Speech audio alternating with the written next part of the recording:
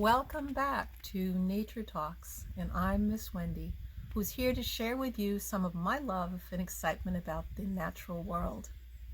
One of my favorite things when I'm out and about is to bring along my nature journal.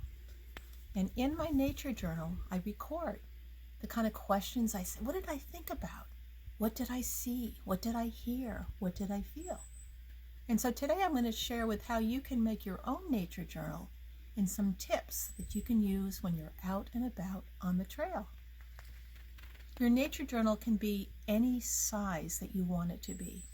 It can be a little drawing pad. It can be a notebook. Or you can make one like I just finished making. I used some old drawings that I had, stiff paper for the covers, just some plain computer paper, poked a couple holes in it with a rubber band on the back, and then I found a stick. So when I go out, I have things to draw on. Now you don't need a lot of materials to have a nature journal. I have found that a Ziploc bag is a great way to carry your supplies, and all you really need is something to write on, something to draw with, a magnifying glass for looking for real close-up details, an eraser, and a pencil sharpener. And that's one way that you can start out. And if you have the Ziploc bag, everything stays in it nicely. I don't have to worry about losing anything. And it stays nice and dry. The other thing that can really help over time, if you can collect some little guides to trees or tracks, but you really don't need that in the beginning. What you really need are your eyes, your ears, your fingers, and what do you think the last one is? Your sense of smell. And if you have those to go along with you, you're on your way to becoming a junior naturalist.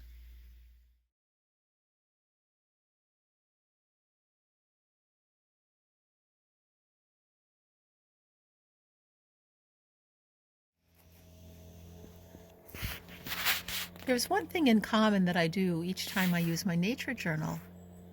And looking back, this is one dated from 2009. And the reason I know is because on the top I have the date, I have where I was, the cabin Hummer Hughesley on East Grand Lake. I have how warm it was that day, what time of day it was, and what the weather was like. And that can bring me back in time to tell me one of the things that's happening that day. What's the weather like? And where are we?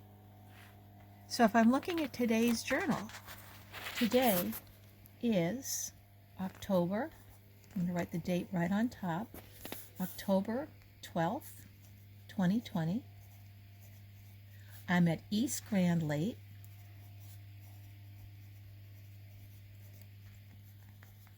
It's 2:30 in the afternoon, p.m. And then I'm looking at the weather.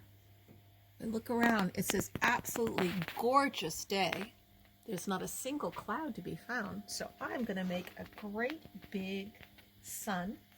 It's my symbol right now. And the temperature is a chilly day today. It's about 45 degrees.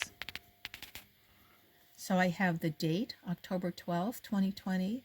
I have East Grand Lake, which is where we are right now. It's 2:30 p.m., 45 degrees and sunny. And I'm going to say no clouds. So right here, I've set the stage, just like I do on each one of my pages, to let me know, when I look back on time, what was going on that day. So I am ready to begin to head out, put all my things in the bag, my pencils and my materials, to head out in the trail. I hope you join us. Looking forward to it.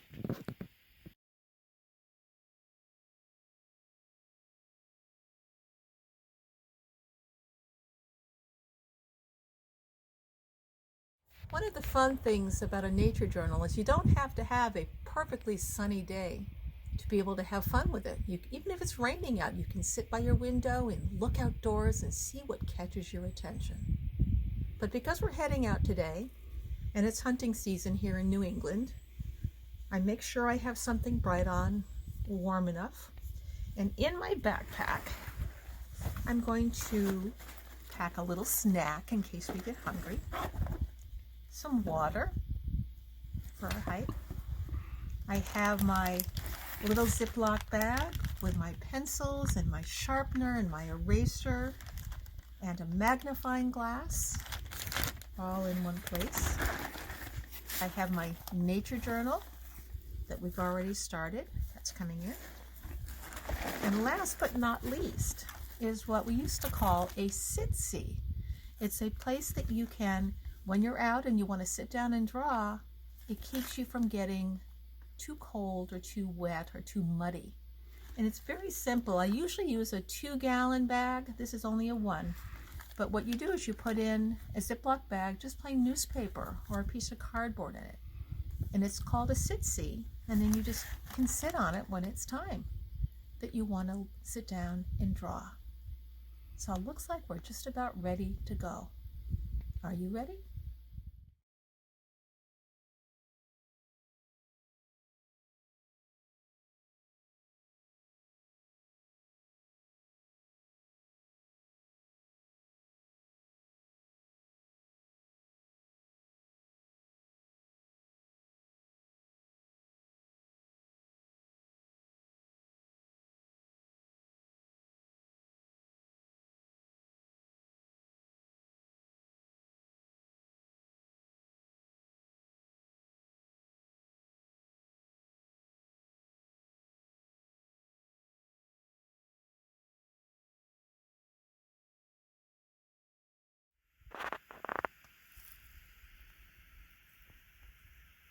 We're out in one of our favorite hiking places, a little lake called Sucker Lake.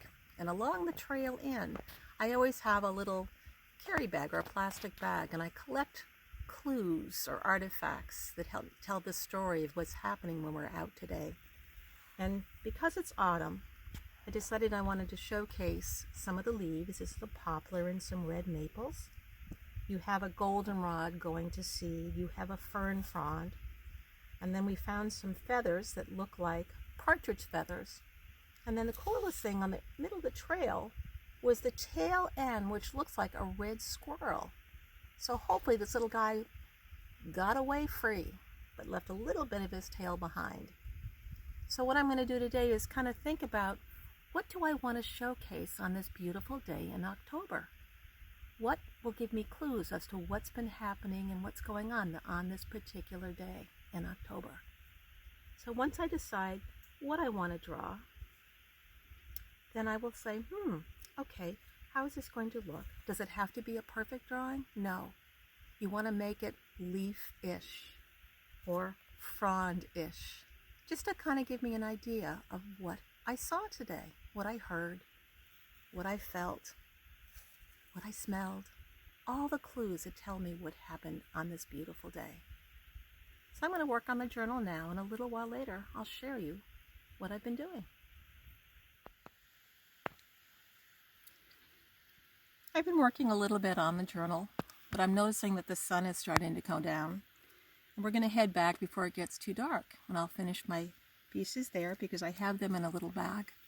But you can see that I've already started to make some observation and ask some questions. What kind of bird was that? And I noticed today that the lake was completely flat. Every time we've been out here, it's been wild. So every time I come out and I look around and I observe and I ask questions because I want to know the answers. And once again, with your nature journal, you don't have to be outdoors. If it's a rainy day, you can sit by your window and look out and see what catches your attention, what kind of questions you have, what do you observe. But nature journals are so much fun. And I invite you to make your own and start on your own journey of exploration. And thanks once again for joining us.